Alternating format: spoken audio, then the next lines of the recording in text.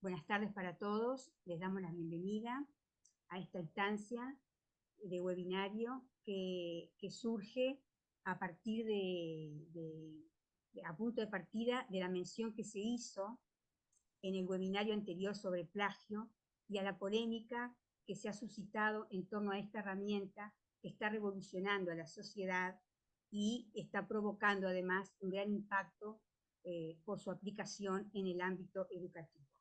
Por esta razón, organizamos este evento con la integración de las siguientes panelistas: la doctora Lía Fernández Pellejero, la magíster María Inés Umpierres y la doctora Beatriz Bugaz. Primero que nada, les voy a pedir como metodología de trabajo que ustedes mantengan los micrófonos apagados. Nosotros después, al final de la sesión, va a haber una interacción de preguntas y respuestas, pero de cualquier forma pueden ir formulando sus preguntas en el chat y al final de la sesión serán respondidas. Esta sesión también está siendo grabada y después se va a subir el video al canal de YouTube de la facultad. Entonces, presentamos primero a la doctora Lía Fernández Pellejero. Ella es licenciada en Enfermería por la UDELAR, es magíster en Educación y doctora en Educación por la Universidad ORT, tiene una maestría también en Gestión de Servicios de Salud por la UDELAR, es doctora en Ciencias de la Salud por la Escuela Nacional de Salud Pública de La Habana, Cuba, es profesora titular grado 5 de la Cátedra de Niño, Niña y Adolescente de la Facultad de Enfermería y es directora de la carrera Licenciatura en Enfermería. Ella fue becada en el exterior para formarse en las áreas de gestión de infancia y adolescencia, es investigadora, autora y coautora de varias publicaciones en el país y en el exterior sobre temas de su especialidad. Entonces comenzamos con la presentación de Lía y luego seguimos con las otras panelistas. Adelante, te escuchamos y estás habilitada para compartir pantalla si necesitas. Gracias por tu colaboración. Buenas tardes para todos, es un placer. ¿Se escucha bien? Sí, sí, sí. Bueno, buenas tardes para todos, es un placer realmente compartir este espacio con ustedes en una temática tan atractiva, novedosa en algunos aspectos, y es por eso que celebramos este encuentro, porque este ejercicio dialéctico permite no solamente presentar argumentos, sino que también escuchar y escucharnos las objeciones, las refutaciones, y someter a la crítica en vivo y en directo a nuestras propias posiciones, para reflexionar y para enriquecer cada una de ellas. A modo de introducción, debemos recordar que la inteligencia artificial toca muchas áreas que abarcan desde la economía, la educación, la salud, la política, la cultura, las costumbres, es decir, un abanico muy grande de áreas. Un análisis profundo llevaría a un encuentro alrededor de una mesa con integrantes de muchas disciplinas: sociólogos, antropólogos, educadores, ingenieros, políticos, profesionales de la salud, investigadores. Este tema es de una actualidad mayúscula en algunos aspectos, porque después veremos que la inteligencia artificial nace casi en el año 1956, y el propósito del día de hoy es que nos vayamos con interrogantes para debatir a la interna de nuestros equipos, para construir nuestra propia corriente de pensamiento y posicionarnos acerca de ella. Nosotros, y ahora voy a compartir pantalla para ver algunas cuestiones que nos interesa. ¿Se puede ver bien? Lo veo borroso yo. Sí, se ve bien, se ve. ¿Se ve? ¿Se ve? Sí, se ve. Sí, bien. Decíamos entonces que este es un tema, gracias Beatriz, este es un tema muy amplio y que abarca muchas áreas del conocimiento y muchas áreas de la vida del ser humano. Nosotros en general lo acotamos a algunos espacios, pero es un tema muy, muy amplio y que toca, diríamos que, casi todos los aspectos de la vida del ser humano. Nos planteamos muchos interrogantes sobre la inteligencia artificial. ¿Qué es la inteligencia artificial? ¿Todos tenemos las mismas concepciones sobre la inteligencia artificial o la relacionamos con algunos aspectos solamente? ¿Qué sabemos sobre la aplicación de la inteligencia artificial en la educación? Es un tema que está debatido en algunos espacios académicos, pero muy poco debatido a la interna de los servicios, a la interna de los equipos docentes. ¿Cuáles son los impactos de la inteligencia artificial en la educación? ¿Todos tenemos también las mismas concepciones o no? Por otro lado, nuestros equipos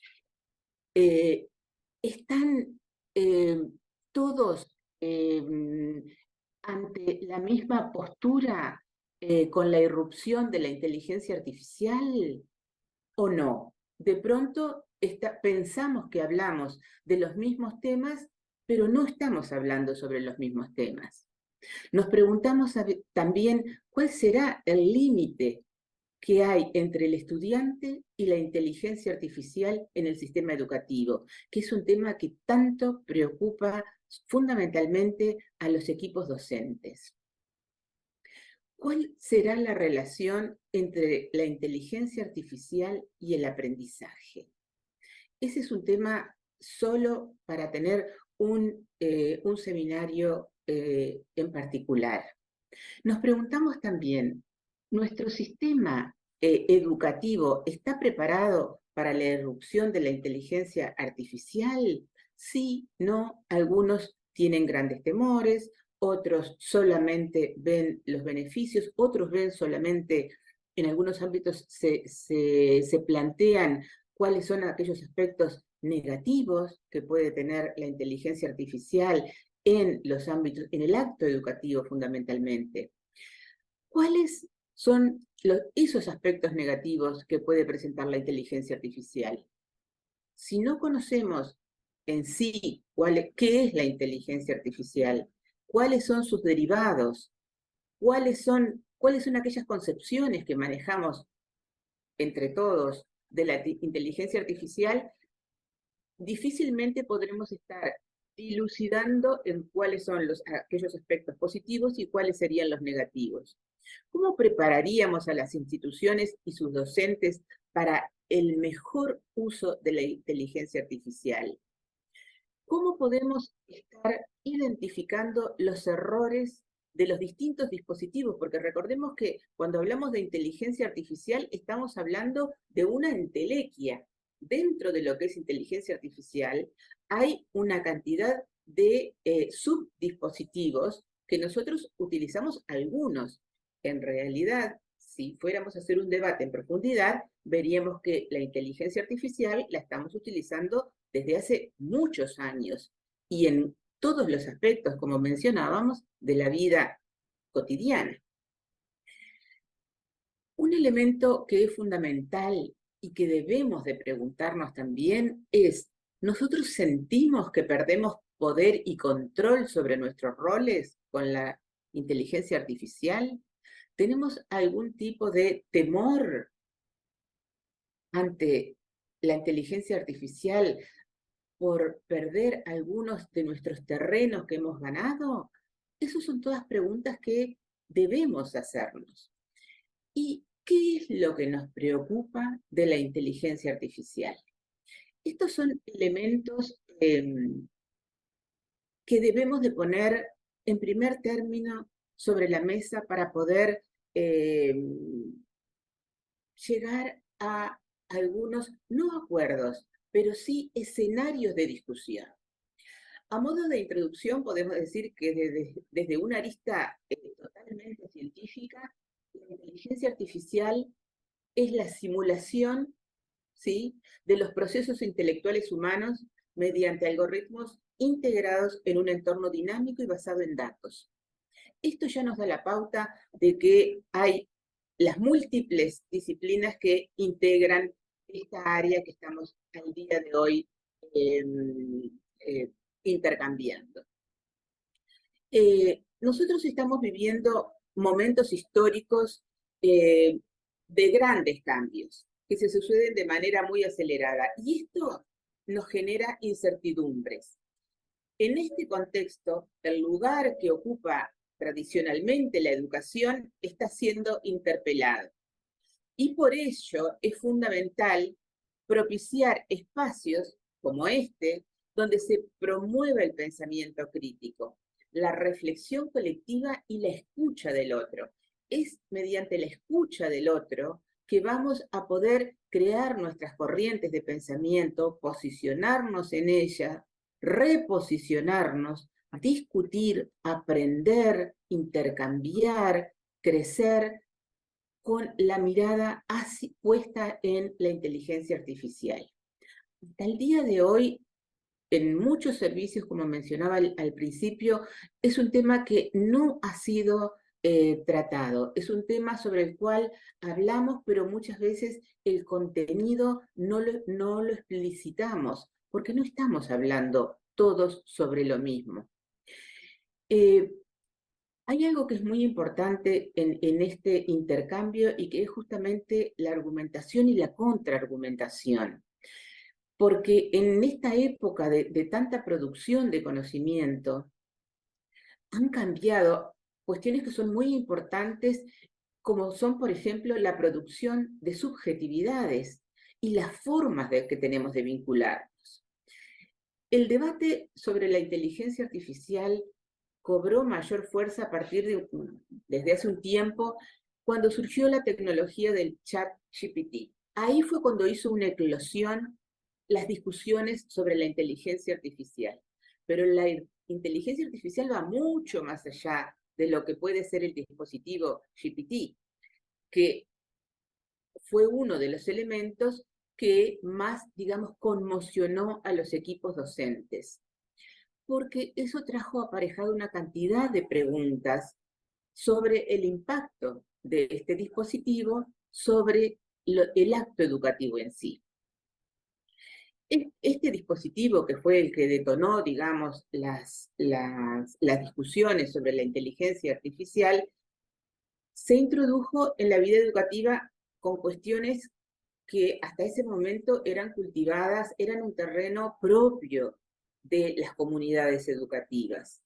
Y se sintió como una irrupción para la cual no estábamos preparados en ese momento.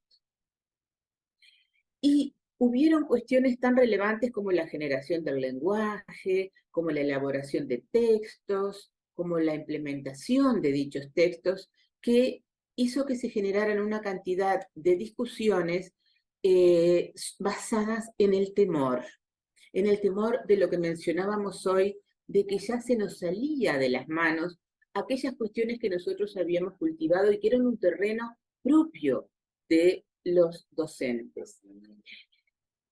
Hasta ese momento, lo que era la vigilancia epistemológica era un terreno exclusivo docente. Hasta aquí tenemos un primer punto, un gran primer punto de discusión, un punto dilemático para pensar.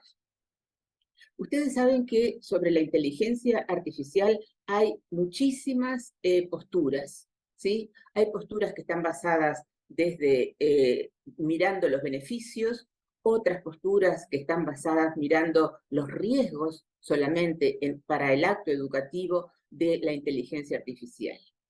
En el día de hoy, nosotros lo que vamos a hacer es poner sobre la mesa cuestiones para el debate, ¿sí? Cuestiones que van a hacer que nosotros tomemos conciencia de los beneficios y los riesgos, como toda innovación tiene luces y sombras. Y nosotros hoy solamente lo que vamos a hacer es debatir, ¿sí? Bien. En lo que hablábamos hace un momento de la importancia de la reflexión colectiva y la escucha del otro. Para poder debatir tenemos que hacer esto, reflexionar colectivamente y escuchar a otros, ¿sí? Bien, la inteligencia artificial decíamos que tiene como propósito emular las diversas capacidades que tiene la inteligencia del cerebro humano. En ese sentido, y con todos los conocimientos que que nos ha aportado las neurociencias, todo un terreno fascinante de estudio y al cual nos hemos dedicado últimamente, nos ha permitido también hacer otros debates desde otro punto de vista. Recordemos que la inteligencia artificial se puede analizar desde muchos puntos de vista. En este caso y en el día de hoy, en la tarde de hoy, estamos viendo la inteligencia artificial en relación con la educación. Pero la inteligencia artificial permite discusiones desde muchos puntos de vista. Uno de ellos es justamente cómo han cambiado y cómo van a cambiar, y esto es todo un desafío, el aprendizaje, ¿sí? Desde el punto de vista de las neurociencias. Es un capítulo apasionante.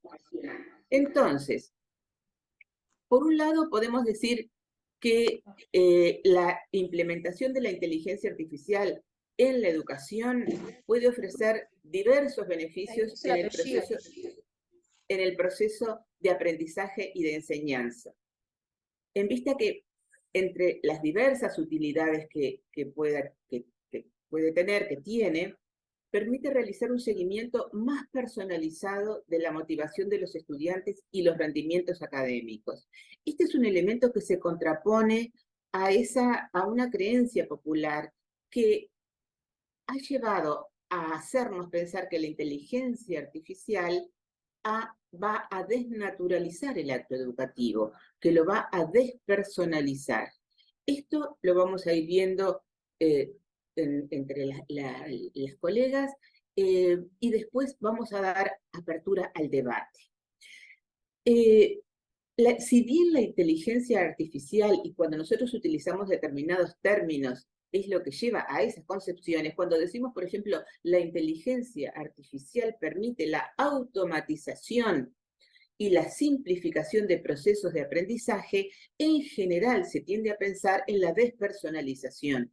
Y no necesariamente la inteligencia artificial lleva a la despersonalización del acto educativo, ¿sí? Sino que a través de ella es posible reducir tiempos, optimizar tiempos para mejorar los resultados que en definitiva van a beneficiar a los estudiantes. Entonces, continuando, nosotros podemos plantear que gestionar el acto educativo para la mejora, tanto en forma presencial como en forma remota, como fue lo que sucedió en la pandemia del COVID-19, hizo que nosotros ya nos enfrentáramos a otra faceta de la inteligencia artificial, porque nos fue impuesta por un fenómeno epidemiológico que estaba fuera de nuestro alcance. Ahí tuvimos un primer gran acercamiento con la inteligencia artificial y algunos de sus dispositivos, algunos. ¿Qué otros elementos nos permite la inteligencia artificial? Identificar nuevas temáticas de estudio, por ejemplo, ¿sí? Los docentes pueden emplear la inteligencia artificial en la educación para diseñar programas de estudio a medida, que esto actualmente no se da. Para ello se puede utilizar algunos de los software que tiene la inteligencia artificial, que busca a través de Internet aquellos contenidos que, relacionados con una determinada temática, según la disciplina en particular, tienen una mayor relevancia. Asimismo, se pueden elaborar cursos de manera automática, facilitando esta labor al docente porque solo va a tener que corregir información y verificar que ésta sea correcta, ¿sí? Por otro lado, también estos algoritmos también pueden crear preguntas y ejercicios acerca de los contenidos que se han recopilado a través de los dispositivos. Por otro lado, también vemos que la inteligencia artificial puede diseñar tutores virtuales que pueden calificar determinados cuestionarios, pueden identificar los errores más comunes que cometen los estudiantes e incluso ofrecerles retroalimentación en torno a su desempeño en un tiempo real. lo que facilita en gran medida la labor de los docentes. Estas funciones lo que permiten a los estudiantes es poder identificar cuáles son sus fortalezas y cuáles son sus debilidades cuando están aprendiendo. Lo que a su vez también va a ayudar a los procesos de aprendizaje y al rendimiento académico. Además, al tratarse de un tutor virtual, el estudiante va a poder hacer uso de ese tutor virtual durante las 24 horas del día y en cualquier lugar. ¿Qué otro elemento de beneficio podemos encontrar en la inteligencia artificial aplicada a la educación? La creación de materiales de aprendizaje personalizados. Acá estaba aquello que decíamos que cuando hablábamos de inteligencia artificial y los dispositivos que ésta tiene dedicados, orientados específicamente a la educación, pensábamos en la despersonalización de la educación.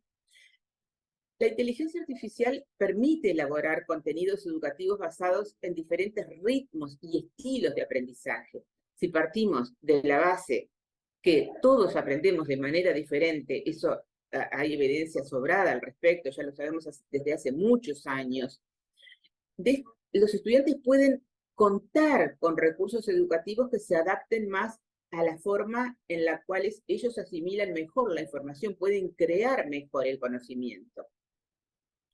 Porque se ofrecen diversas clases de materiales audiovisuales, por ejemplo, que facilitan esa creación e interiorización de los conocimientos que crea el propio estudiante, en función de la forma, del formato que tengamos nosotros de aprender, ya seamos visuales, seamos kinestésicos, seamos auditivos. Hay cursos de actualización para los docentes en línea, creados por los dispositivos de la inteligencia artificial, que también hace que los docentes puedan realizar formaciones en línea para actualizar sus conocimientos en torno a lo que consiste su propio rol docente, que les permitirá, por supuesto, la actualización en el uso de esas herramientas digitales que facilitan la inclusión social. Aquellos docentes que están más alejados de las tecnologías, recordamos que cuando la pandemia del COVID-19, que todos tuvimos que migrar hacia la virtualidad, ahí hubo un gran momento de inflexión, porque no todos los docentes manejábamos las tecnologías, es decir, la educación mediada por las tecnologías. Y ahí hubo un momento de una tensión importante para el sistema educativo. En este caso, lo que los dispositivos de la inteligencia artificial pueden estar colaborando en ese sentido es que los profesionales de la educación pueden acceder a diversos cursos que les permitan conocer metodologías y estrategias de enseñanza y de aprendizaje que son innovadoras y se pueden aplicar en las clases para mejorar, por ejemplo, la motivación académica de los estudiantes, tanto si se aplica el e-learning como la educación presencial, ¿sí? Nosotros, otro de los elementos que manejamos dentro de la inteligencia artificial aplicada a la educación son las predicciones del riesgo de deserción escolar. Este es un tema muy sensible dentro de las instituciones fundamentalmente universitarias.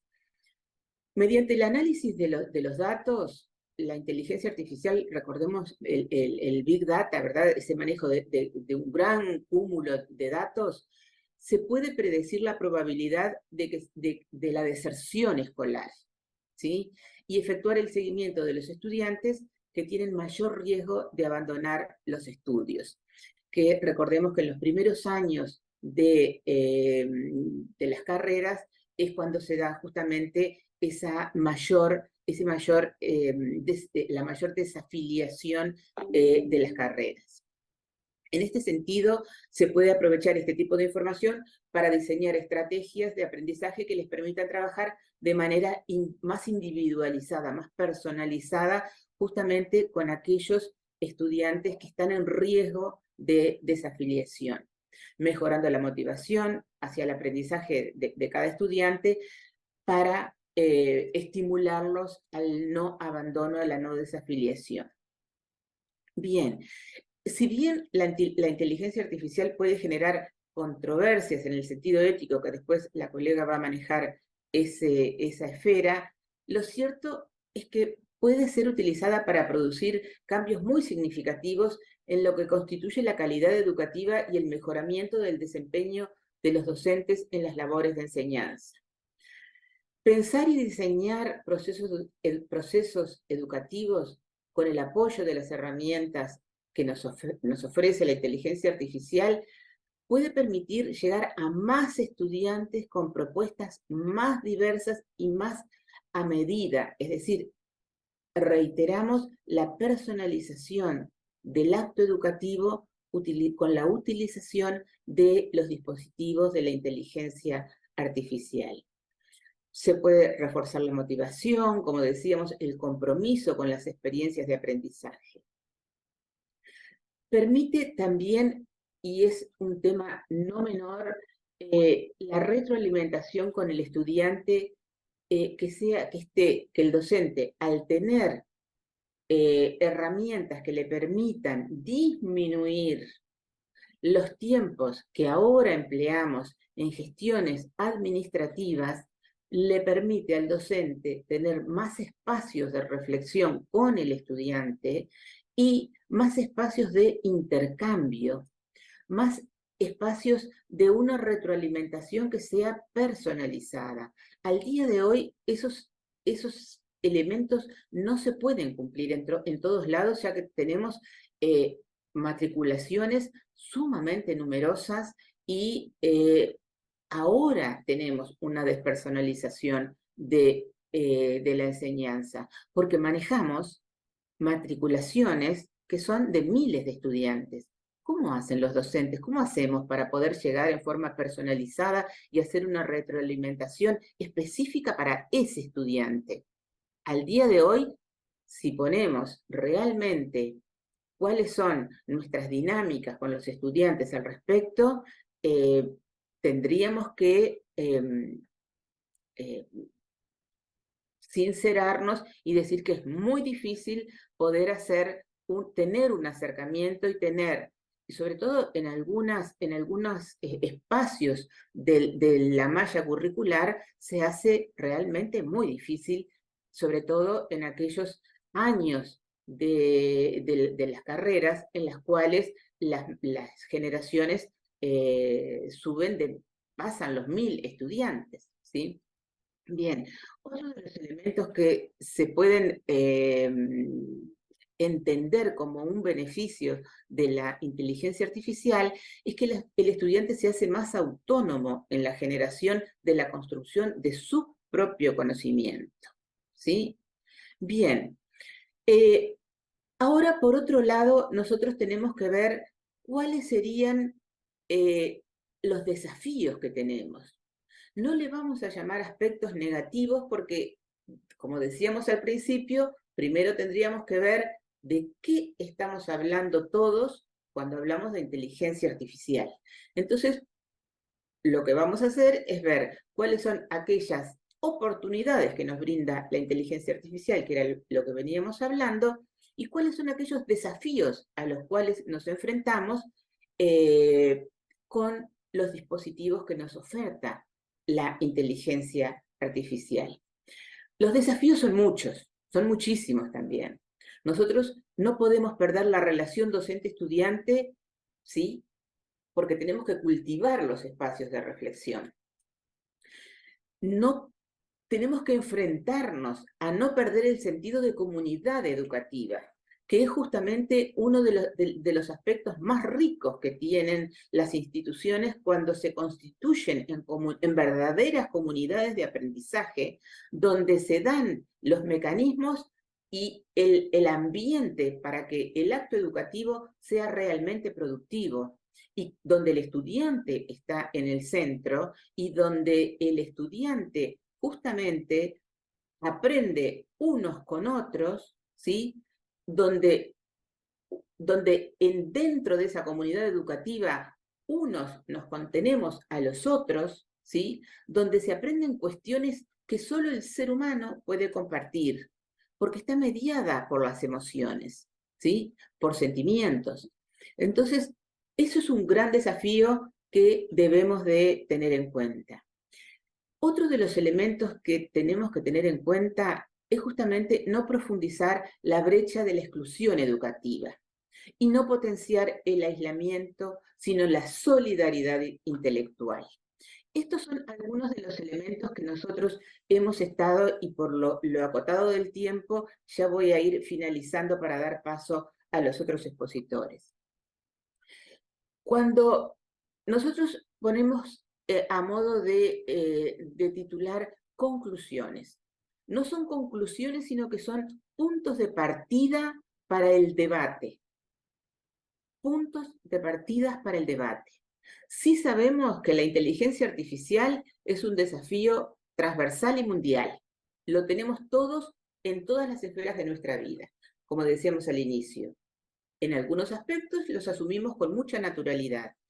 En los aspectos educativos tenemos que intercambiar, tenemos que reflexionar y tenemos que alimentarnos mutuamente. Sabemos sí que la inteligencia artificial es y será un punto de inflexión en los cambios de paradigmas tradicionales educativos. En las instituciones de educación superior sabemos que tenemos en algunos espacios mucha resistencia al cambio. Eso nos juega en contra porque si hemos desempeñado un rol durante tantos años, la inteligencia artificial con sus dispositivos muchas veces la sentimos como una amenaza. Tenemos que abrirnos al cambio, abrirnos a las innovaciones y tomar de ellas lo mejor para mejorar el acto educativo. Y cada grupo humano le dará el mejor uso a la inteligencia artificial que seamos capaces de construir, pero nosotros mismos. Esto era, a modo de conclusión, Beatriz, lo que quería compartir y dejar abierto al debate para estos elementos para la última parte de la tarde de hoy. Muchas gracias a todos. Gracias, Lía, por compartir tus reflexiones sobre el tema. Si dejas de compartir pantalla, ya le damos Exactamente. Paso. Ahí está. Ya le damos paso ahora a la magíster María Inés Gutiérrez. Ella es licenciada en enfermería por la UDELAR, posee una maestría en gestión de servicios de salud también por UDELAR, tiene una diplomatura en bioética por la Universidad Católica de Chile, también es magíster en bioética por la Universidad Libre Internacional de las Américas y otra maestría en enseñanza universitaria por la UDELAR.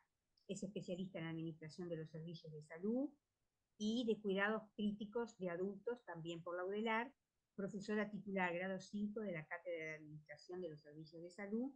Ella ha publicado investigaciones sobre temas de su especialidad en libros y revistas nacionales en calidad de autora y coautora. Gracias, Inés, por tu participación y tienes la palabra. Bueno, buenas tardes a todos. Yo escuchaba bajito, no sé si a mí me escuchan bien. Sí. ¿Te escuchaba? Perfecto. ¿Se escucha bien? Sí, te escuchamos perfecto. Bárbaro. Bueno, este tema bien complejo que nos metimos y creo muy interesante en la educación y en todos los ámbitos de la vida, sin duda, y que nos involucra como ciudadanos, ¿no? En esa cuestión de formar y desarrollar y hacer uso de la ciudadanía. Entonces, a mí lo que yo voy a encarar o voy a conversar un poco con ustedes tiene que ver con las consideraciones éticas vinculadas con la inteligencia artificial. Voy a tratar de compartir, a ver, pantalla. ¿Tengo para compartir, Beatriz? Sí, estás habilitada. Perdón. Perdón que no me salió mi pantalla. ¿No?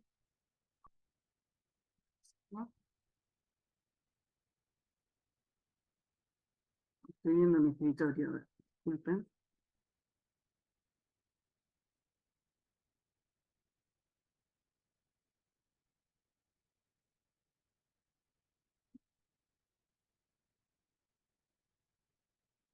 No sé qué me está pasando. A ver.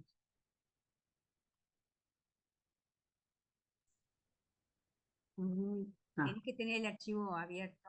no, no está abierto, sí. Ah.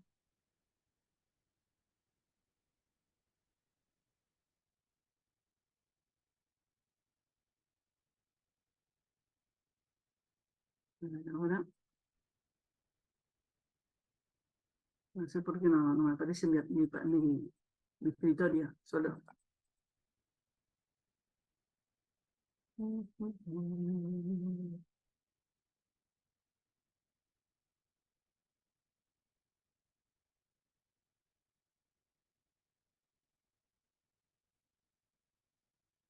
Bueno,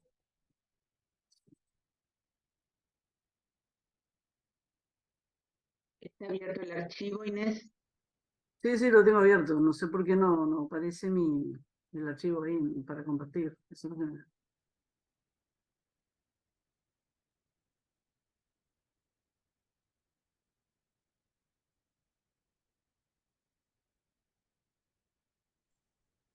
lo tenía minimizado. Les comentamos que entre la audiencia tenemos estudiantes, docentes y egresados de la Facultad de Enfermería, y también tenemos estudiantes, docentes y egresados de la Facultad de Información y Comunicación, de la carrera de Bibliotecología, así que tenemos una audiencia interdisciplinaria o multidisciplinaria, porque también tenemos algunos funcionarios con otras profesiones. Esto fue difundido por redes, así que seguramente despertó interés en otras profesiones. Ahora sí, Inés, ¿se ve?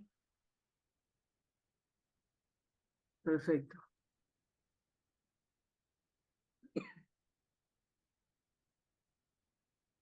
Se ve, pero lo voy a poner a pantalla completa que estoy en No eso. importa, igual se ve bien así, pero como quieras. Con la copita.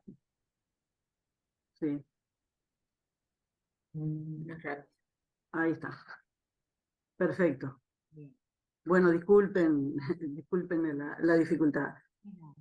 Bueno, entonces, como les decía, yo voy a tratar algunas consideraciones, más allá de lo planteado por Lía, lo que tiene que ver con estas consideraciones éticas que hacen a esta explosión, digamos, de la inteligencia artificial, que como sabemos no es de ahora, si bien eclosionó ahora y a partir del 2010 en adelante, sobre todo, esto arranca como distintos hitos a partir del año 1950, más o menos, allí y en el año 56 es cuando surge el nombre justamente de inteligencia artificial, y a partir de ahí distintas evoluciones que sabemos que nosotros actualmente hacemos uso de eso. ¿Qué pasa del 2010 para adelante? Eclosionó en todos los ámbitos de formación,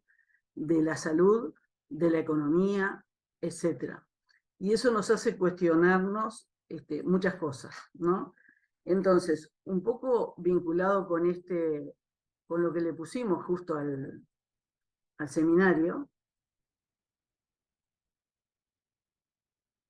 que le pusimos reflexiones, ¿no?, sobre la inteligencia artificial, y yo le agregué las consideraciones éticas. Y ahí justamente esa reflexión le corresponde a la ética, ¿verdad? O sea que la ética, como filosofía moral, es una reflexión de las morales de las comunidades, ¿verdad? Y lo importante de esto es que se pueda bajar, digamos, a la aplicación en la vida cotidiana. Es decir, por los valores que tienen las sociedades y que impregnan a las sociedades distintas formas de entender. Esto ya nos da una perspectiva que después cuando vamos a ver el final tiene que ver con esto de la reflexión, porque la inteligencia artificial ya vino, ya está, y no se va a ir. Al contrario, pero nosotros tenemos que analizar y reflexionar respecto a qué valores encierra y cómo se podría controlar. Por ahí entra un poco el asunto. Y por otro lado, ¿qué ha pasado? Y ahora vendría a ser como una segunda revolución que tiene que ver con esto de la ética, cuando surgen las éticas aplicadas, ¿no? Y una de las éticas aplicadas vinculada es la bioética, es decir, en los años 70, cuando surge la bioética, también surge por un problema, un cuestionamiento vinculado con qué es la vida, qué es la muerte, qué incidencia tienen los valores de las personas y el respeto a los derechos humanos vinculado con las investigaciones, con las atrocidades que se cometieron con investigaciones con personas, ¿sí? Y ahora, a partir de ella, aparecen otras éticas aplicadas, la del periodismo, la de la industria, etcétera, etcétera. Y ahora aparece la inteligencia artificial, que es otro gran desafío que se nos pone por delante para saber qué hacer y qué nos perjudica y qué nos mejora.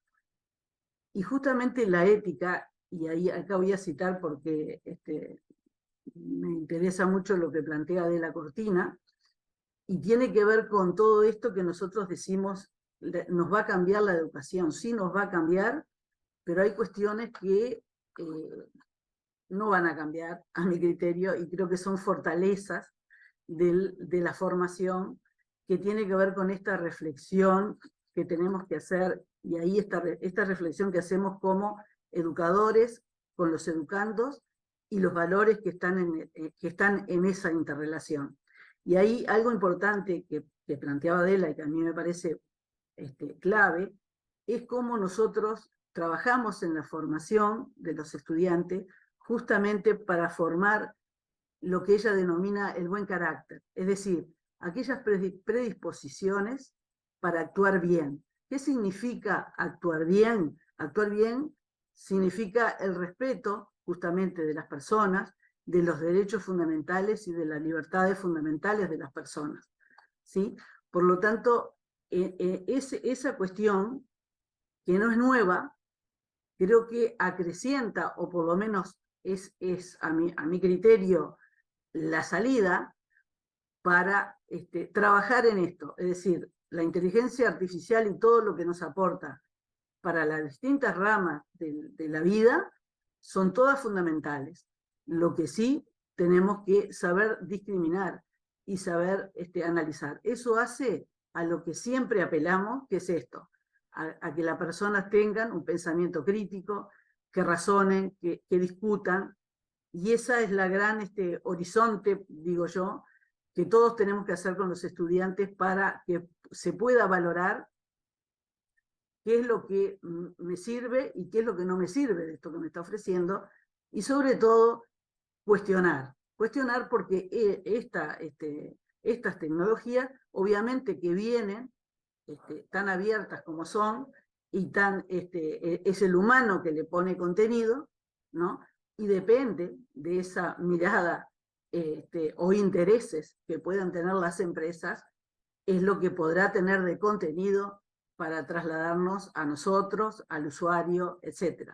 Entonces, creo que recobra mucha importancia cómo nosotros trabajemos en generar, en ser críticos, en reflexionar, en discutir estas cosas, que por supuesto, y como después vamos a ver un poquito más adelante, tengo que tener contenido para llegar a eso, ¿no? Tengo que tener un proceso, pero tiene que haber un compromiso y tienen que haber políticas definidas que vayan dirigidas a eso, ¿no? A generar realmente una persona crítica, una persona, un ciudadano responsable, y ahí podrá discriminar qué es lo que está bien y qué es lo que está mal, como decía Adela.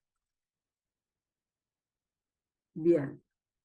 Entonces, ustedes saben que hace unos días hubo es decir, esto ha revolucionado, por supuesto, y viene hace por lo menos del año 2018-2019, trabajando juntamente la UNESCO vinculada con esto de la inteligencia artificial, ha incursionado en algunas guías vinculadas con la educación, y hace un par de días atrás se hizo un foro durante 2 días vinculados con la ética de la inteligencia artificial en la educación. Y dentro de esas recomendaciones que se hicieron en el año 2019, que justamente 193 países ratificaron esas recomendaciones, entre ellos Uruguay, y fue uno de los primeros que lo hizo, definen en esas recomendaciones como dice ahí, una cláusula innovadora y que no cierre esta cuestión porque esto va a seguir progresando. Entonces aparece esa recomendación y no como una definición que quede, que obture, digamos, el avance.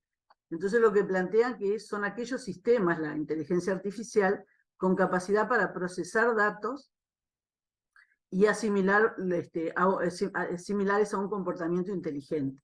Y acá lo plantea que es crucial justamente porque si dieran una definición, como ellos lo plantean, podrían quedar obsoletas a medida que avanza el desarrollo de estas tecnologías. Entonces, todos nos hacemos preguntas y yo me planteé todo eso en relación a esta revolución, ¿no?, tecnológica y que tiene que ver con toda la humanidad. Por eso es importante, o por lo menos lo que estuve por lo menos tratando de profundizar, es que tiene que haber una alianza global vinculada justamente con estas cuestiones que pueden ser amenazadoras, si se quiere decir de alguna manera. Entonces, ahí yo planteé qué valores éticos y principios y derechos están amenazados, qué estrategias se podrían plantear para preservarlos y cómo aprovechar sus beneficios y minimizar sus riesgos. ¿Sí? Bien. Entonces, y ahí un poco lo que se plantea es qué cuestiones están en riesgo. Y justamente están en riesgo los derechos humanos y las libertades fundamentales de las personas, es decir, la toma de decisiones, la autonomía y la libertad plena para tomar decisiones, ¿sí? Por otro lado, ¿qué pasa con los principios? Los principios de la bioética. Y bueno, la beneficencia, nosotros decimos, puede ser beneficiente, pero también puede ser perjudicial. Depende de esa estructura o de ese algoritmo que tengan esa inteligencia artificial. Por otro lado, la no beneficencia, ¿qué pasa con eso? Y justamente eso hace al que tengamos respeto por la intimidad y la privacidad de los datos.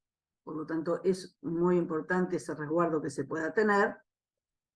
Y por otro lado, la cuestión de la justicia, es decir, todos vamos a poder acceder a los beneficios de la tecnología, de la inteligencia artificial, de la igual manera.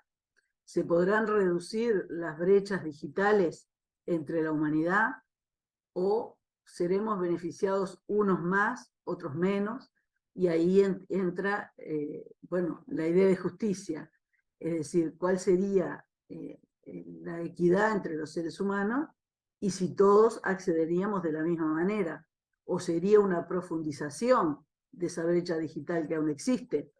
¿Habría discriminaciones entre los distintos lenguajes, entre las distintas comunidades? Y ahí volvemos a aquello que nos decía Vela, reflexionamos sobre las morales, sobre las comunidades, y que tenemos que llegar a unos mínimos, que son justamente el respeto a los derechos humanos, entre ellos estos principios, pero fundamentalmente el acceso, si todos vamos a tener el mismo beneficio, ¿sí?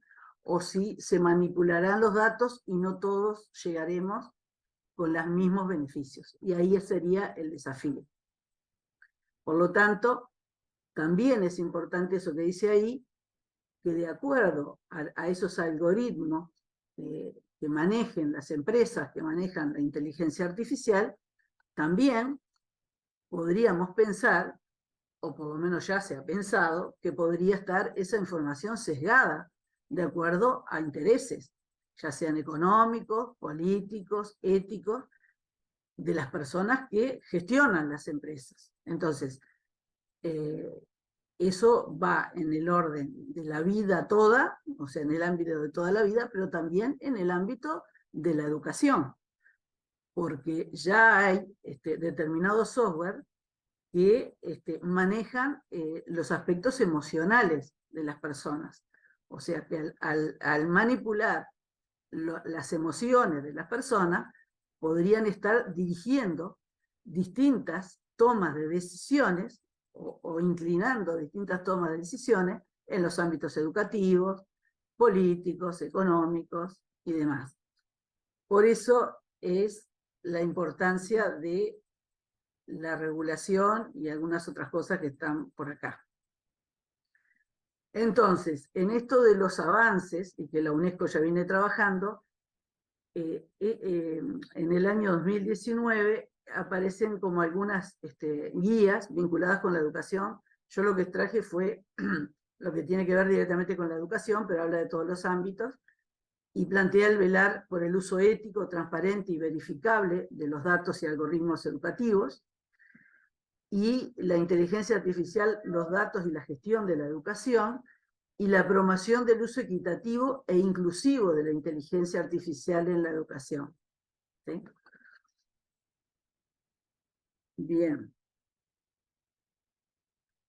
Entonces, ¿qué estrategias?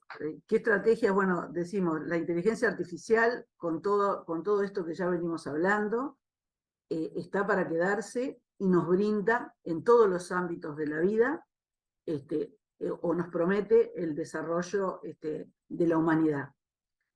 Pero tenemos todas estas cuestiones que nos posicionan y que nos cuestionan y que nos interpelan: cómo se va a hacer el manejo de los datos, cómo se va a analizar esa información, y ahí Adela también plantea la necesidad de tener una ética aplicada vinculada con la inteligencia artificial. Quiere decir que en esta revolución, una nueva ética aplicada podría ser la ética de la inteligencia artificial. Que eso, lo claro y lo global que tiene este tema, debería haber un consenso, debería haber una discusión, etcétera, entre todos los países para que sea una cuestión global de análisis entre los desarrolladores, los ciudadanos, los formadores, todos los que tienen que ver con el manejo de la inteligencia artificial, para llegar a eso que decía: cómo ponemos un contralor, digamos, de esos valores éticos que están implicados, que están en juego y que pueden ser manipulados, no en forma positiva. Entonces, creo que hay que justamente incorporar los valores que ya la humanidad ha consensuado y que los tiene desde el año 48, por lo tanto, que en esas cuestiones no se avasallen estos derechos humanos y las libertades de las personas. Y esas recomendaciones fueron las que se definieron en el año 2021 desde la UNESCO, para que los países las ratificaran y bajaran a políticas concretas para llevar adelante esta cuestión. Entonces, ¿cuál sería lo concreto? Entonces, serían políticas públicas que aseguren la formación de las personas para que aprendan con inteligencia artificial. Es decir, desde los ámbitos educativos, desde la escolaridad, desde el liceo, desde las universidades, informar y aprender no solo cómo funcionan, sino cómo impactan, tanto en el mercado laboral, ambiental, político y económico de los países. Es decir, aprender de la inteligencia artificial y con la inteligencia artificial, porque necesitamos saber cómo se generan esos algoritmos, quiénes los manejan, qué es lo que, qué información, y tener elementos para esa reflexión, porque de nada me va a servir tener un pensamiento crítico si yo no tengo toda la información. Necesito, para generar un pensamiento crítico, tener información relevante, formarme en estos temas, saber cómo se generan y cómo se aplican para poder discriminar qué es lo que estaría bien o mal. Y también la formación equitativa e inclusiva sin barreras, porque ahí volvemos de vuelta a eso de la justicia, sin barrera de idiomas, sin la brecha digital existente, sin discriminación de las personas por razones raciales, etc. Y acá traje algo que capaz que muchos recuerdan, pero de este autor, que capaz que lo recordamos más por vinculado con las novelas de ficción, ¿no? y de robótica. En realidad, él es ya fallecido, es un autor judío ruso, que en realidad emigró a Estados Unidos y allí se formó, fue profesor y escritor de bioquímica, pero se interesó mucho por la robótica y planteó estas 3 leyes, digamos, de la robótica, y después generó otra ley, como dice ahí, otra ley 0. Y vieron lo que dice ahí, y que creo que es importante esto, en esto que venía hablando, sobre todo cuando, si bien ustedes pueden leer las 3, y la última, que habla de la humanidad toda, dice: un robot no puede dañar a la humanidad o, por inacción, permitir que la humanidad sufra daños, ¿sí? Ahí ya no está poniendo, y esto ya hace muchos años, la puerta abierta para parar la oreja, como decimos comúnmente, y analizar y reflexionar sobre estos aspectos que hacen a muchos beneficios, pero también ciertas posibilidades de daño que debemos de la humanidad preservar. Entonces, como conclusiones, y ahí me parece esto que decíamos, que veníamos diciendo, que las personas, toda la humanidad, tiene un margen de libertad para tomar esas decisiones, ejercer la autonomía y beneficiarnos con los aportes que el actual desarrollo de la inteligencia artificial nos ofrece, siempre y cuando se desarrollen políticas públicas globales efectivas para empoderar a los ciudadanos en la cultura del pensamiento crítico desde la formación a lo largo de la vida de las personas, mediado por información necesaria para aprender sobre y con la inteligencia artificial. Entonces, si fuera así, entendemos que estaríamos protegiendo los derechos humanos fundamentales y los principios en consecuencia, es decir, la autonomía, la beneficencia, la no maleficencia y la justicia. Bueno, por acá dejaría yo. Muchas gracias.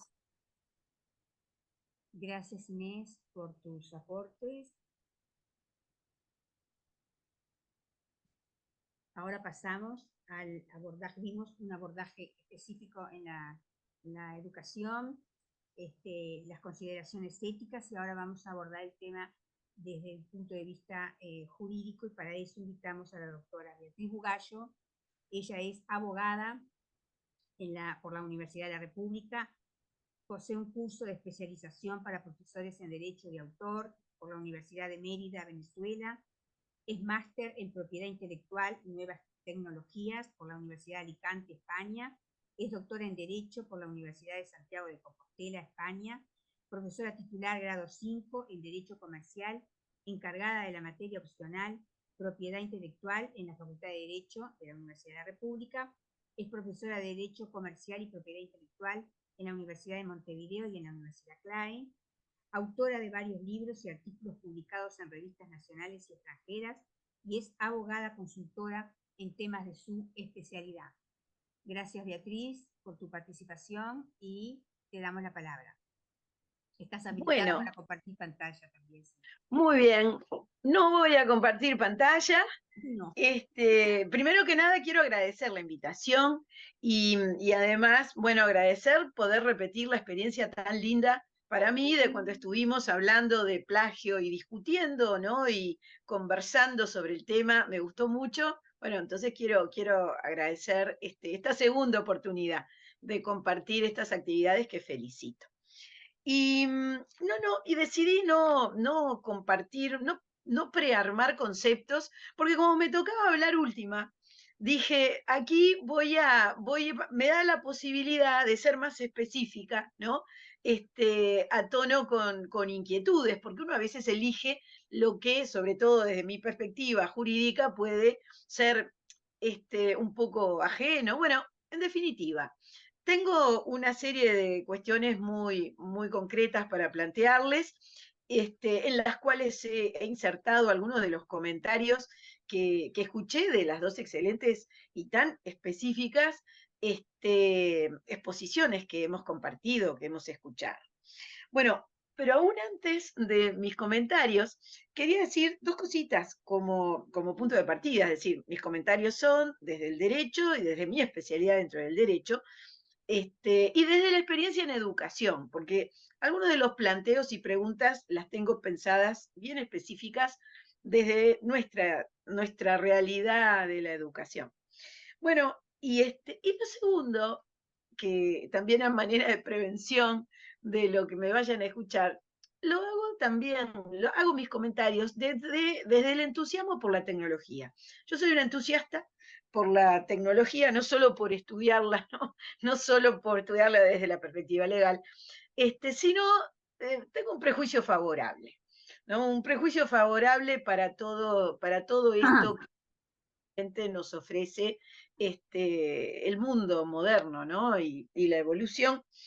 Y bueno, que creo que en definitiva está en línea con toda esa serie de mecanismos y ventajas que en particular escuchamos en la primera exposición de Lía, y lo mismo también en los warnings y reflexiones desde la ética y la bioética, ¿no? Que es lo que escuchamos respecto de la segunda, ¿no? De la segunda de las exposiciones. Bueno, entonces, un primer bloque de consideraciones que quiero plantear en torno a toda esta realidad que ya está definida, comentada, ¿no? Asumo que estamos ya codificados en qué es, por razones de tiempo, básicamente, ¿no? Vamos. Yo creo que tenemos que ponernos en una perspectiva de que la tecnología que ya nos rodea hay que usarla, tenemos que aprovecharla, tenemos que disfrutarla. Uno tiene dos ideas de la práctica o de las aplicaciones de la inteligencia artificial actualmente, desde este cambio del machine learning al deep learning en que estamos todavía lejos de la general, es decir, la inteligencia artificial general, que es aquella que sí va a tomar decisiones de manera más profunda por nosotros. Pero lo cierto es que ahora tenemos dos categorías, si se quiere decir de manera usual, de inteligencia artificial. Por un lado, la solución a todo lo que ha sido hasta ahora un número masificado de necesaria atención a problemas. Es decir, la inteligencia artificial, el machine learning, ha venido descollando en los últimos 10 años como solución a lo repetitivo. De acá vienen toda una serie de proyecciones que no son para el día de hoy, referidas a los temas trabajo, a los temas sustitución de los trabajos y demás. Pero además, esta segunda otra categoría, que hace 2 años en nuestra cotidianeidad la estamos sintiendo más, es la de la llamada la IA generativa. Es decir, la inteligencia artificial que nos está planteando obras, creaciones que la tradición nos muestra como obras intelectuales, bueno, esas ya sean originales o nuevas o incluso soluciones a la innovación tecnológica, o mejor dicho, correspondientes a innovación tecnológica, bueno, hoy están siendo presentadas desde la llamada IA generativa. Bien, desde esta doble perspectiva, ¿qué tenemos? Bueno, tenemos una cantidad de herramientas. No solo tenemos esta generación de obras, sino que para el mundo de la educación y el mundo académico tenemos una cantidad de herramientas auxiliares. No las voy a enumerar, ya mencionamos muchas, pero hay videos, páginas que nos dicen las 10 herramientas que el investigador no puede prescindir, que nosotros ponemos los links y nos clasifican la información que antes llevaba una cantidad de horas y papeles cubriendo el escritorio, ¿no? Y la propia generación conceptual de párrafos. Bueno, eso es una ChatGPT, BART y todas las que hay, que son miles también hoy en día de aplicaciones de inteligencia artificial. Todo esto que tenemos, bueno, tenemos que aprovecharlo. Vamos, tenemos que aprovechar como hemos aprendido a aprovechar el auto. Digo, el auto con motor, ¿no? Cuando del caballo fuimos al auto con motor. Ahora, este aprovechamiento que tenemos que hacer, primero que nada, y aquí también esto se vincula con ética y derecho, bueno, tenemos que ponerlo de manifiesto, es decir, que lo hacemos así. ¿A qué me refiero? Bien, voy a escribir algo usando ChatGPT. Bien, yo tengo que poner, desde la perspectiva de no solo el comportamiento ético, sino además legal, ¿sí? Porque no voy a ser la autora. Si yo voy a tomar una expresión que me la ha generado, un prompt que puse en una aplicación de inteligencia artificial, bueno, vamos a tener que acostumbrarnos que vamos a citarlo y vamos a decir párrafo generado por inteligencia artificial, tal fecha, prompt tal. Es decir, usarlo, pero, bueno, siendo honestos, ¿no? Pero siendo honestos sonrío porque no es solo ser honestos, es no cometer plagio. No quiero volver al tema, pero me refiero, hay una línea que nos lleva entre la ética y el derecho, es decir, como cuando uno no dice la verdad respecto de quién es el autor, entra en un escenario de plagio. No es exactamente plagio desde la calificación jurídica. ¿A qué voy? Lo cierto, y estos son temas típicos legales de la inteligencia artificial, lo cierto es que yo, por ejemplo, soy de las que entiende que no hay autor en la inteligencia artificial.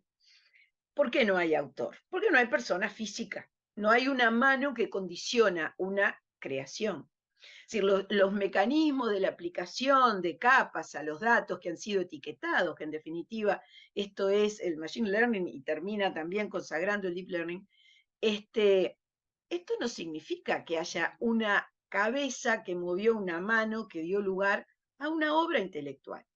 Entonces, si no hay autor, no hay plagio. Pero que no haya plagio no quiere decir, por ejemplo, que no haya fraude o fraude académico, que en todo caso es el concepto que nos interesa más específicamente en el tema educación y la IA, ¿no?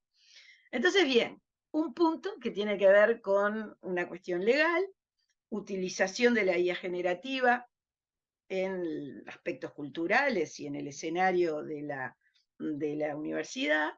Hay que decir, cuando uno está utilizando IA generativa, ¿para qué? Y bueno, para no realizar una situación de fraude académico. No podemos decir desde el punto de vista legal plagio porque no hay un autor, por lo menos no lo hay porque no hay una ley que diga a quién se atribuyen derechos de autoría.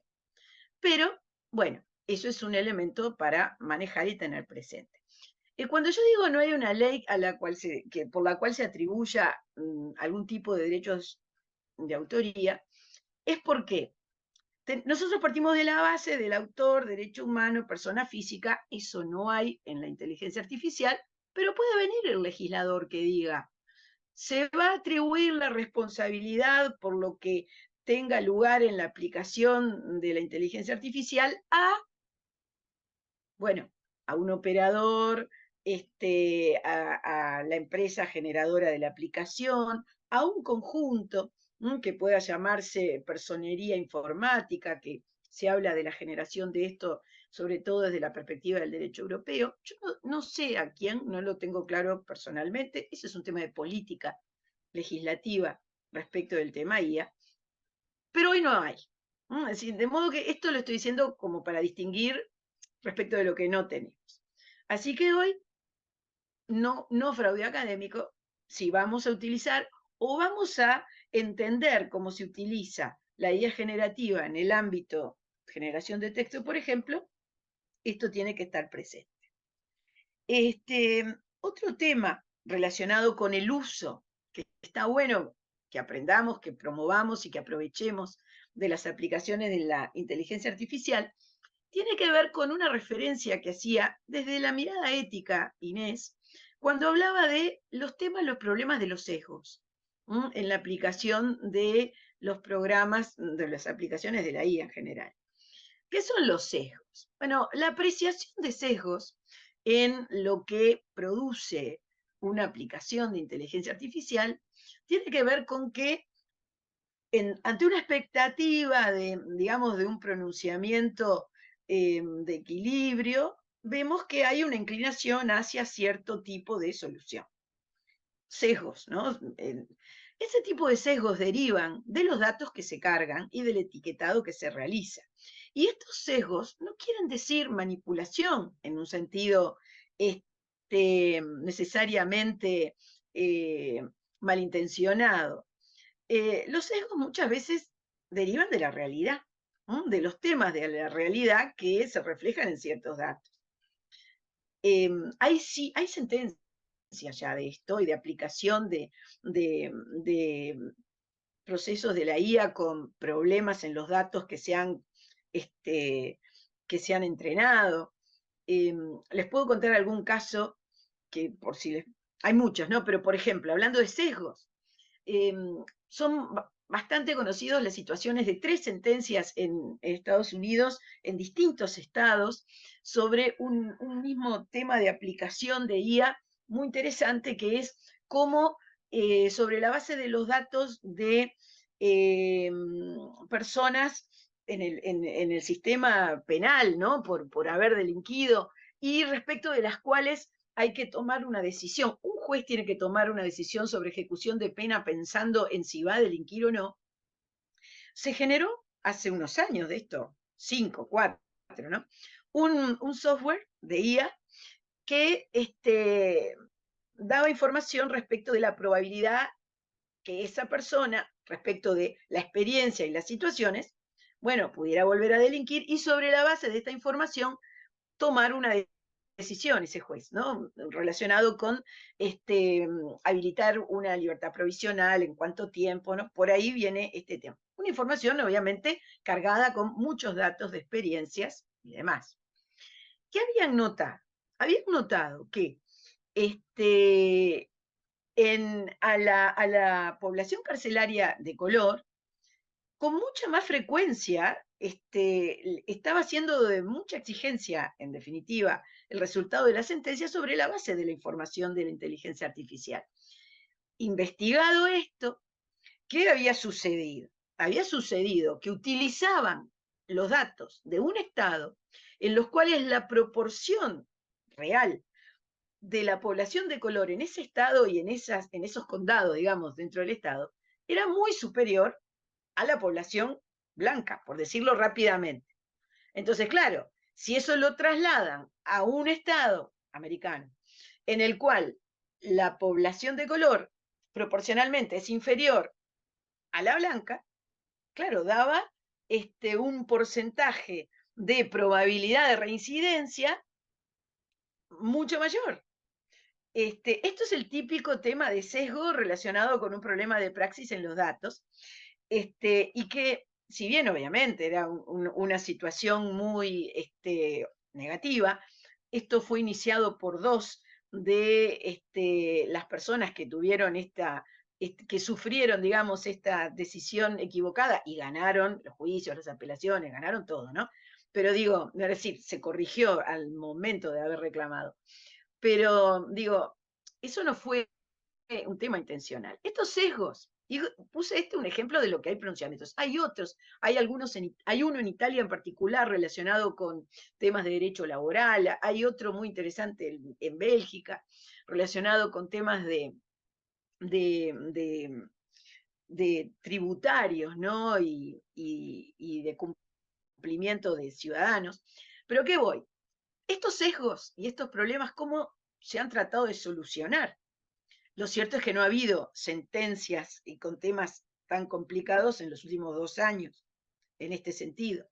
Bien, ¿cómo se hace? Primero, una valoración automatizada de los posibles sesgos de los datos que se etiquetan. Es decir, hablando más rápido, software antisesgo. ¿No? Segundo, algo relacionado con lo que decía Inés, la obligación de transparencia respecto de todos los criterios utilizados en el entrenamiento de datos. Esto incluso en varios estados norteamericanos han regulado que sea obligatorio. Bueno, en fin, estamos hablando de normas, estamos hablando de temas éticos, es lo que dice la UNESCO en el documento que tú estabas mencionando, Inés, antes, referido a los problemas de los sesgos, la necesidad de huir de planteos opacos y demás, y cómo tiene que exigirse la parte operativa de aplicación específica. A ver, sí, hay un tema de política para ir hacia este camino. En Uruguay, desde la GESIC, hace 2 o 3 años, yo no sé si hay alguien relacionado con la GESIC, de repente entre la concurrencia, pregunto nomás, pero sí hay un plan de política sobre la inteligencia artificial, esto está abierto para hacer comentarios. De hecho, yo este año no he podido asistir. El año anterior asistí a convocatorias, me apunto y voy. Es decir, en este sentido los estoy invitando a los que de nosotros estemos aquí y a quienes están escuchando, a de repente, bueno, hacer un seguimiento.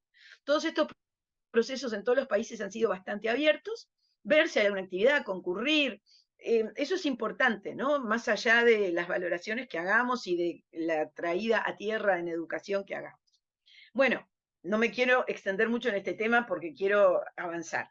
Dijimos, vengo recopilando. Hice un comentario sobre el tema autor, fraude académico, dejó la pregunta.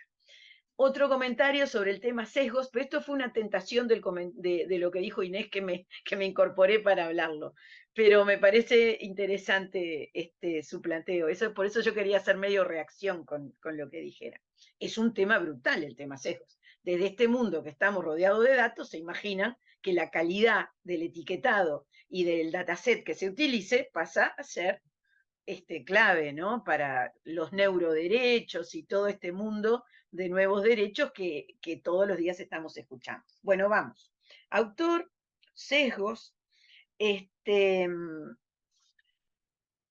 es una parte de lo que quería plantear y salto para redondear y no extenderme mucho y dejar hablar y contestar preguntas. Esta es mi parte que yo quería decir, usemos aun cuando tenemos estos problemas, dejando estas preguntas. Y la segunda parte, para redondear temas para comentar, en realidad la hacía muy desde el ámbito académico de educación. Y entonces me planteo, los docentes tenemos responsabilidad para comprender estos temas, por supuesto, pero además para plantear nuevos paradigmas o proponer nuevos paradigmas en lo que es lo que nosotros podemos guiar, no digo guiar en un sentido, uy, viene guía, pero es que realmente tenemos una función de promover, provocar o liderar algo en la clase, ¿no? Entonces, por lo menos, y sin perjuicio de que me gustaría que escuchar agregados a mi comentario, y por lo menos está bueno que nos planteemos nuevos tipos de evaluación, nuevas vías para enseñar estas herramientas nuevas. Cuando digo nuevos tipos de evaluación, por ejemplo, yo evalúo texto, ¿no? Generalmente en derecho, en otras facultades, bueno, no, lo hago distinto, pero yo, por ejemplo, ahora, y ya desde el copy-paste, no es de ahora, yo ahora limito muchísimo la extensión de lo que quiero que sea el feedback de texto que me van para evaluar. Y ¿Y por qué? Y bueno, porque si me van a tomar partes fácilmente por ahí, quiero que por lo menos poder generar la destreza de compéndieme en 2 carillas todo lo que hay de un punto. Y bueno, yo pregunto puntos chiquitos, ¿no? Ya jamás, hace tiempo que no hago el planteo grande, pero reitero, eso ya desde el mundo del copy-paste, hace como 15 años que dejé el famoso tema, no me da un tema así complemento, ¿no? Bueno, pero esto es un micro ejemplo, lo pongo porque quiero escuchar comentarios en este sentido. Después, cuando yo decía nuevas vías para enseñar conceptos y prácticas profesionales, yo creo que vi entre los concurrentes, decía EUCD, es la Escuela Universitaria Centro de Diseño, está rosa, me pareció. Bueno, yo enseño hace 20 y pico, largo de años, propiedad intelectual, ahora está en FADU, y hace rato que con mis estudiantes diseñadores, hace 3, 4 años, desde que salió Dalí, que ahora es Dalí 3, hace pocos días, Dalí es esa maravilla de la inteligencia artificial que uno pone texto y aparece imagen. Se imagina que eso, para la herramienta del diseñador, que es esa mente maravillosa de generar formas, le revoluciona porque tenemos una máquina de generar maravillas. Bueno, acá nosotros estamos hablando, desde la propiedad intelectual en mi caso, ¿no? Obviamente desde el derecho, decir, no señor, aquí tenemos que tener claro cuál es la extensión de lo que podemos utilizar de todas estas bases, porque Dalí es la más conocida, pero hay otros desarrollos también de texto con imagen. Bueno, aquí tenemos que usar esa herramienta. Nunca necesariamente manejarla textual, porque o tal cual está, porque lo que queremos es que ese autor y esa persona siempre vaya para adelante, porque entendemos que es la diferencia al final del camino, por más IA generativa que haya. Bueno, entonces, jurídicamente podemos utilizar esa creación. ¿Qué le agregamos para que sea nuestro y para mejorar con toda esa espectacular formación universitaria de años que hay, por ejemplo, en esta formación, como seguro hay acá? No me quise meter en todo lo que son las soluciones también maravillosas médicas que hay de la IA para diagnósticos con radiografías, los temas de oncología, que por lo menos de lo que yo conozco y he visto, son cosas maravillosas, pero a ver, siempre el último ojo es el nuestro, el humano, el de ustedes en este caso, bueno, el de los técnicos de salud y bueno, y la parte que les toque en la implementación concreta a ustedes específicamente desde esta facultad. Bueno, entonces mi segunda parte es el rol del docente y la responsabilidad en tantas cosas, en estas dos que quise reducir para ir terminando. Bueno, como conclusión, muy sencillo, lo que quiero dejar, hay un tema de toda la vida, la ética y el derecho, son convergentes, están separados, lo que no es ético no siempre es ilícito, ¿dónde se une todo esto? Bueno, esto va mucho más allá de la IA, pero quiero decir que aquí también lo vemos mucho. Y creo que el único camino posible es aplicar las herramientas que, por suerte, la vida moderna nos va planteando. Y siempre, es muy casuístico esto, pero hay un camino que también desde el derecho lleva a analizar esta casuística, que son los valores. Los valores desde la educación, que eso sí, no nos van a cambiar, y bueno, lo que lleva a la evolución del contenido de valores en derecho, ¿no? Y ahí nos tendremos que arreglar, como desde la rueda, por decirlo de una manera un tanto conocida, pero yo creo que siempre válida. Nada más por mi parte, quiero escucharlos a ustedes. Muchas gracias nuevamente. Gracias, Beatriz, por tus aportes. Bueno, les agradecemos a las tres participantes. Los abordajes fueron muy interesantes desde el punto de vista de la educación específicamente, las consideraciones éticas y finalmente los aspectos jurídicos. No tenemos preguntas en el chat, pero habilitamos los micrófonos. Están agradeciendo, pero no tenemos ninguna consulta. No sé si quieren hacerla a mano Yo tengo preguntas para la concurrencia. Bueno, ¿cómo no? te habilitamos. ¿Alguien tiene que preguntar? Pregunto yo. Adelante, adelante. Bueno, no, yo cuando, estaba hablando, yo me preguntaba, ¿quiénes de ustedes utilizan realmente la IA? ¿Se han planteado, la IA, quiero decir, cualquier aplicación de inteligencia artificial, se han planteado algún punto, problema respecto del uso? Han tenido, a ver, yo no me quise meter, porque no estamos hablando de la IA como tal, pero no tomen todo lo que viene de la IA en texto ni cosas así, porque viene con muchos errores, ¿no? Entonces, seguiremos siendo por mucho tiempo o algún tiempo más imprescindibles. Bueno, pero ¿quién de ustedes tiene alguna experiencia? ¿Qué la usa? ¿Qué quiere compartir? ¿Qué problema ha tenido? Perdón que haya, porque no puede ser que nadie de esta cantidad de gente tenga una duda de uso, sobre todo, ¿no? Si alguien no la quiere usar, también me gustaría escuchar. Acá tenemos algo, no sé, Beatriz, Sí. tú lo... Ángela Rinaldi es una colega, nos dice que ella la utilizó para hacer un logo. No sé si Ángela, tenés habilitado el micrófono, podés ampliar. O es un comentario. Yo tengo un comentario de eso. Un logo para una remera. Bueno, es interesante, Ángela. Desde la perspectiva legal, le puedo hacer el comentario, dijimos que no hay un autor, quiere decir que no hay un reclamante de ese objeto posible, para decirle no te permito reproducir mi logo en la remera. Hay una sentencia en China que fue muy hablada, y ya dejo de hablar yo, redondeo esto, hay una sentencia en China de una plataforma periodística que tomó una noticia directo de otra plataforma periodística. Pero ¿saben qué pasó? La primera plataforma periodística había incluido esa noticia generada por la IA.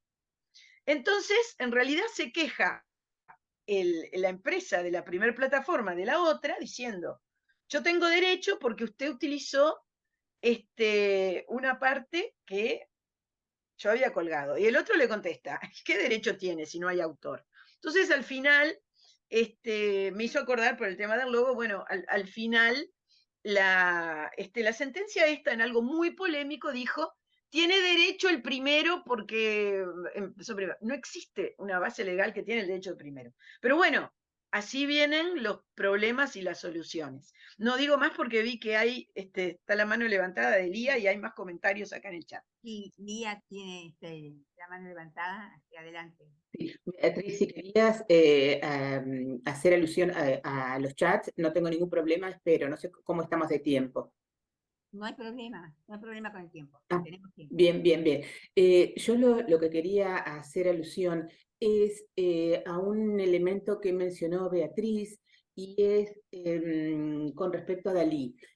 Nosotros hace 2 años aproximadamente tuvimos un encuentro con un profesor chileno en relación a la importancia de las imágenes en el acto educativo. Es decir, cómo nosotros manejamos las imágenes para que los estudiantes supuestamente comprendan mejor una determinada temática.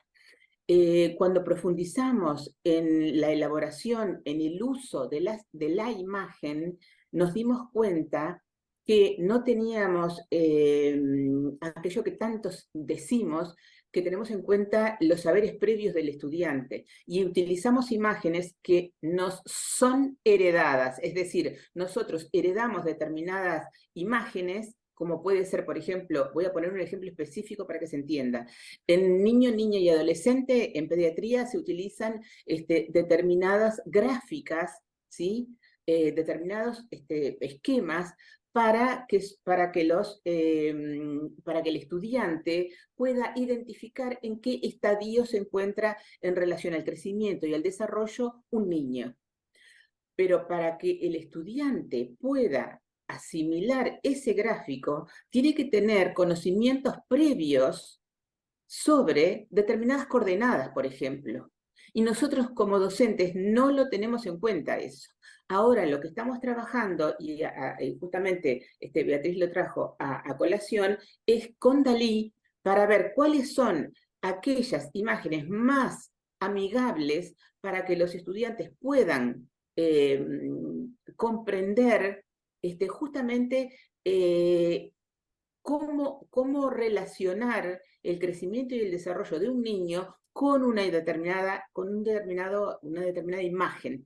Por eso es que es un trabajo nuestro, docente, utilizando la inteligencia artificial. Gracias, no me quiero extender. Gracias.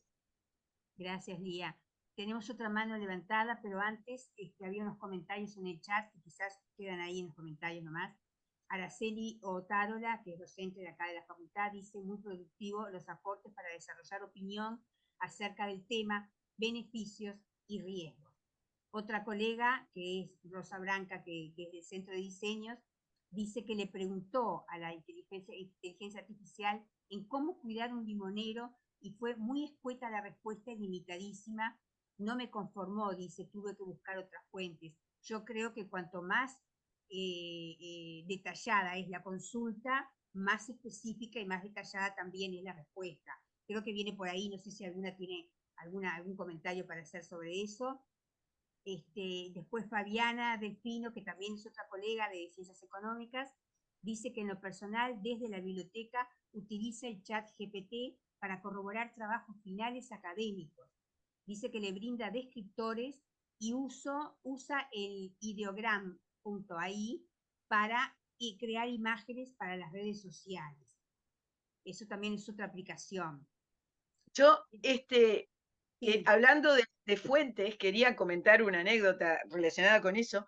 Una vuelta con un club de lectura de amigas que tenemos, pedimos ciertos libros con un perfil de contenido, temas filatélicos, y el chat GPT-4 nos puso una lista, un libro de Paul Auster, no sé, con un invento, y abajo nos pone el propio ChatGPT-4.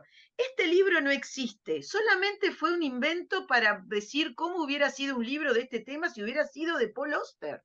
Nos dejó, por un lado nos reímos, pero en otro lado dice, qué horrible, el ChatGPT te toma el pelo y encima miente, es decir, y sabe que miente. Nos pareció terrible.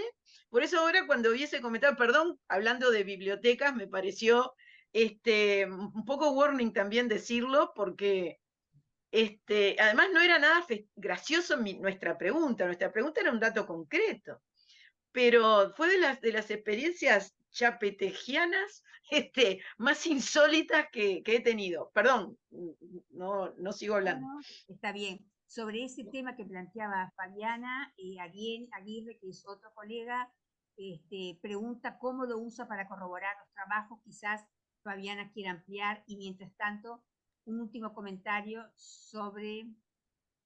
de Viviana Alarcón, otra colega de la FIC, que dice que en la biblioteca de la FIC, en la sesión referencia, hemos recibido solicitudes de búsquedas bibliográficas de cómo se está aplicando y fundamentar su uso en distintas bibliotecas. Es un tema muy interesante que nos plantea un interesante desafío.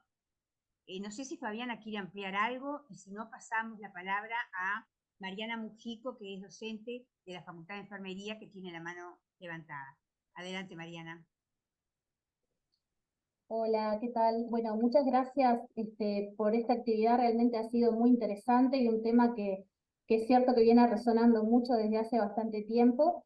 Y bueno, con respecto a esto, a la consulta de si la hemos usado, qué experiencia tenemos, yo la verdad que solamente hasta ahora he experimentado con chat GPT con mucha curiosidad al respecto, he hecho muchas lo he utilizado más bien con como probando las potencialidades desde muchos puntos de vista, hasta pedirle, por ejemplo, que me redacte una fábula como si fuera un niño de 8 años, y realmente me sorprende, o sea, realmente me sorprende lo que llega a elaborar, ¿no? Y esto que se mencionaba de cómo que mencionaba Beatriz, de cómo las preguntas se van afinando, ¿no? En la medida y se va como ajustando más la respuesta a las necesidades de lo que se le pide, es bien interesante.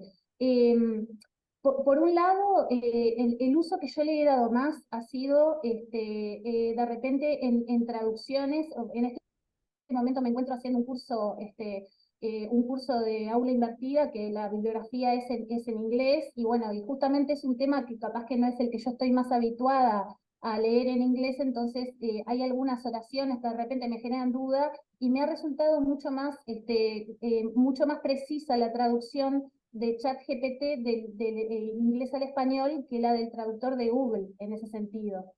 Y por otro lado, también alertar que mi esposo también tiene él ya es técnico en electrónica y ahora en este momento está estudiando matemática y lo ha usado para hacerle preguntas con respecto a problemas matemáticos y ChatGPT se equivoca. Se equivoca, cuando se le marca el error, lo reconoce, pide disculpas y reformula la respuesta de forma correcta.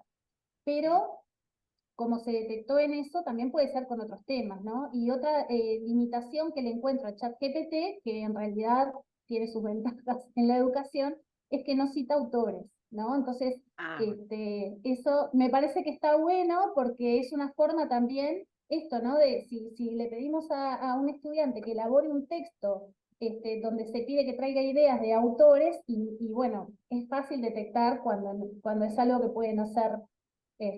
Y bueno, otra cosa que también me resulta, o sea, como una alarma es cuando, bueno, vemos que una persona de repente tiene una forma de redactar como más rudimentaria en algunos chats, y de repente te sale con una cosa perfectamente bien redactada, con la puntuación perfecta, un vocabulario, ¿no? Y bueno, todo esto son cosas que nos dan la pauta de que puede haber sido una herramienta que haya utilizado. Pero bueno, nada, eso. Muchas gracias. Se deschaba mucho ese tema. Cuando el GPT nos redacta algo en español neutro.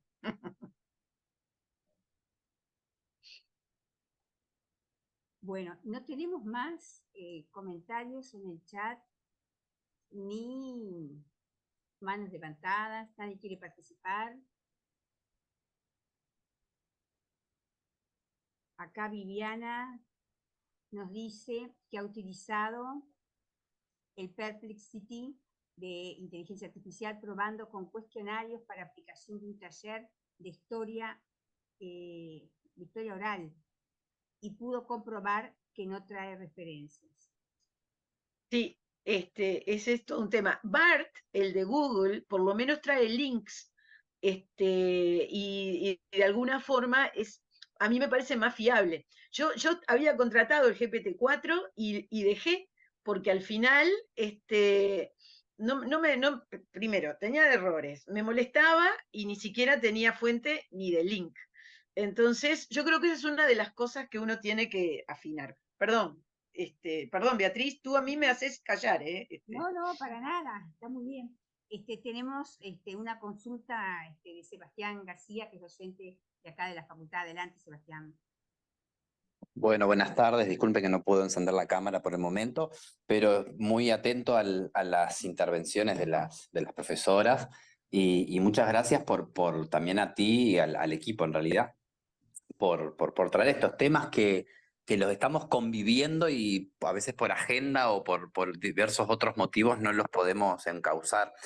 A mí se me genera una particularidad con algo muy general, ¿no? Con la inteligencia artificial en los ámbitos educativos. Por un lado tengo un sentimiento, si bien yo tengo poco uso en eso, pero un sentimiento como que es una herramienta muy favorable y es algo que está instalado, pero todavía me cuesta, creo que es un choque de modelos, no sé, lo planteo así, porque como que entiendo que el pensamiento crítico en las áreas que nosotros estamos, que trabajamos justamente en la universidad, trabajando fuertemente eso, muchas veces creo que le pone, en vez de traerle luz, le pone sombra, o por lo menos es mi experiencia.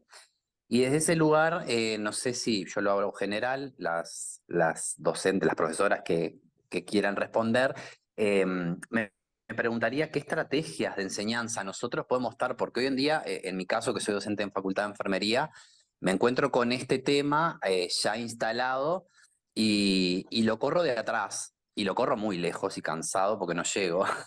Además de correrlo, lo corro en ese estado.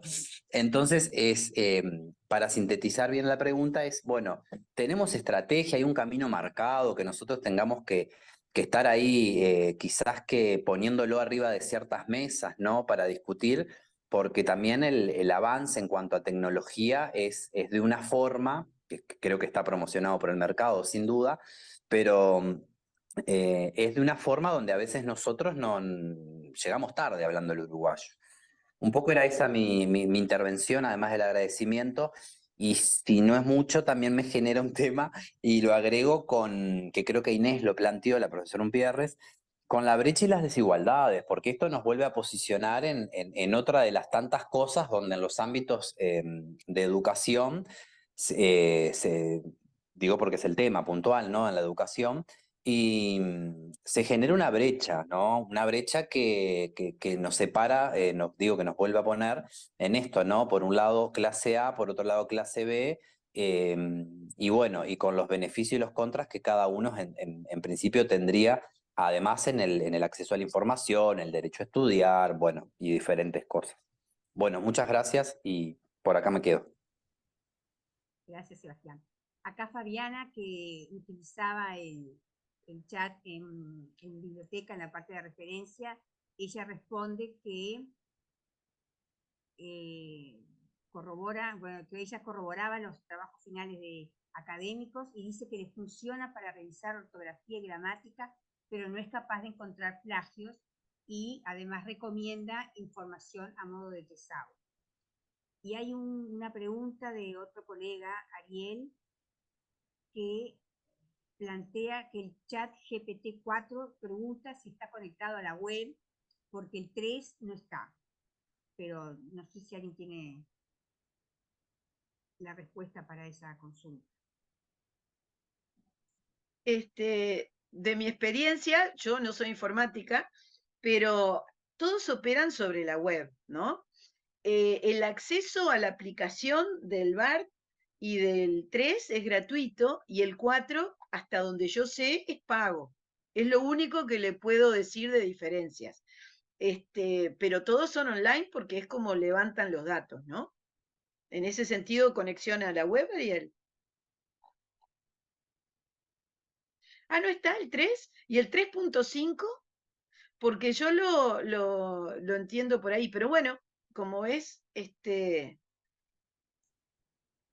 no tengo otro comentario específico para decirte. Sí. Bueno, tenemos a Inés Umpierres con la mano levantada. Adelante, Inés. Sí, no, yo iba a hablar un poco eso de lo que planteaba Sebastián en realidad, y lo que yo había planteado de esto de la brecha digital y demás, y cómo trabajar con los estudiantes. Volvemos a la misma situación y creo que es independiente de la inteligencia artificial, es cómo trabajamos con los estudiantes para criticar, para ser críticos en cualquier tipo, sea tecnología o sea lo que fuere. Y creo que la clave está en tener conocimiento de lo que, sobre lo que vamos a reflexionar, ¿no? Y en el caso, a mi manera de ver, en el caso de la inteligencia artificial, era eso que planteábamos, de tener un conocimiento pleno de cómo funciona, de cómo son los mecanismos, de cuál es el impacto y todo lo que involucra, porque si no, de nada voy a poder tener un pensamiento crítico o discutir o ver si esto me sirve o no me sirve. Creo que el aporte tiene que ser desde una política, tiene que ser de cómo va a ser los resguardos de estas cuestiones, pero la información que se le va a dar a las personas para que libremente puedan decir, bueno, esto lo adopto, esto no lo adopto, en fin. Y creo que eso viene para los docentes también. Y otro aporte fundamental, creo, tiene que ver porque si no conocemos en profundidad, podemos decir que esto no lo utilizamos o que nos sirve, o que no nos sirve, o que sí nos sirve a ciegas. Y creo que ambos extremos son malos. Por lo tanto, para tomar decisiones las más adecuadas o las más, tenemos que tener conocimiento del funcionamiento y cuáles son sus, obviamente cuáles son sus beneficios, cuáles son sus riesgos, pero que esté al alcance de todos, de docentes, estudiantes y de las personas que lo van a utilizar, porque esto no es solo de la educación, en todos los ámbitos de la vida. Un poco por ahí. Gracias, Inés. Beatriz Bugallo tiene la palabra.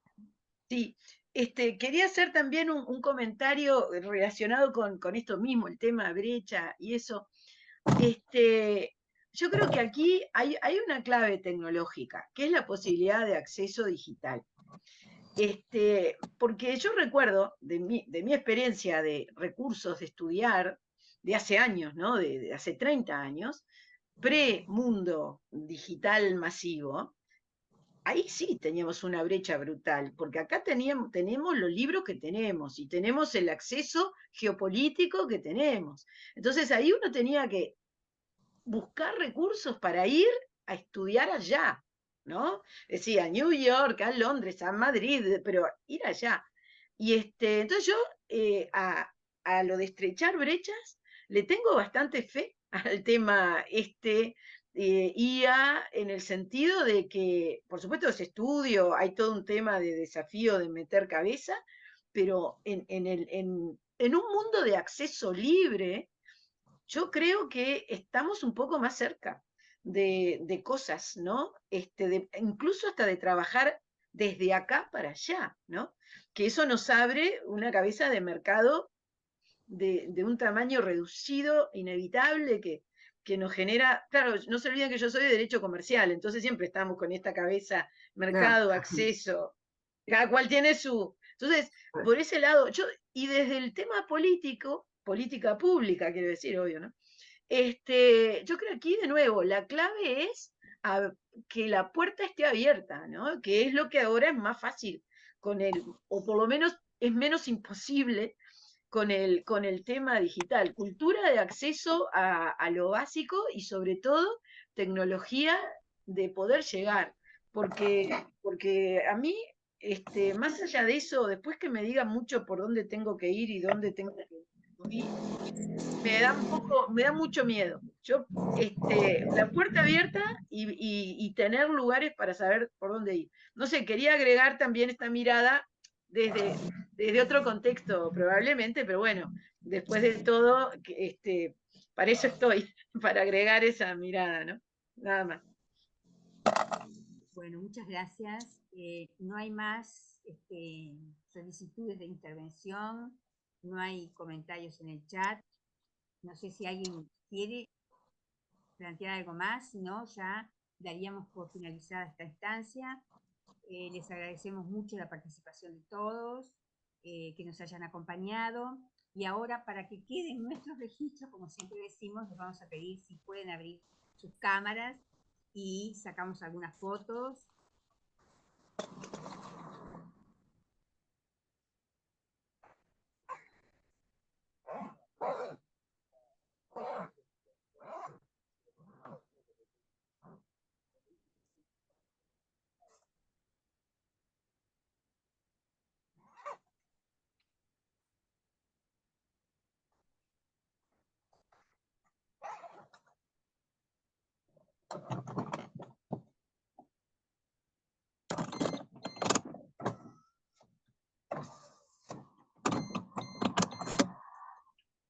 Estamos sacando varias fotos.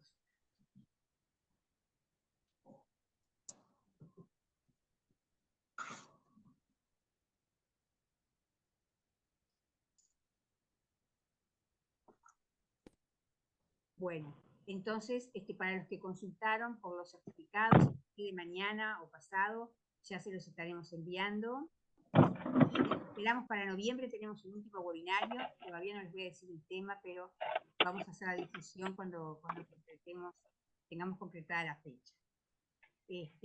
Bueno, nuevamente muchas gracias a todos y los esperamos en la próxima. Gracias, Beatriz. Chau, chau. Chau, chau, un gusto. Chau, chau. Saludos para todos. Muchas gracias. Saludos.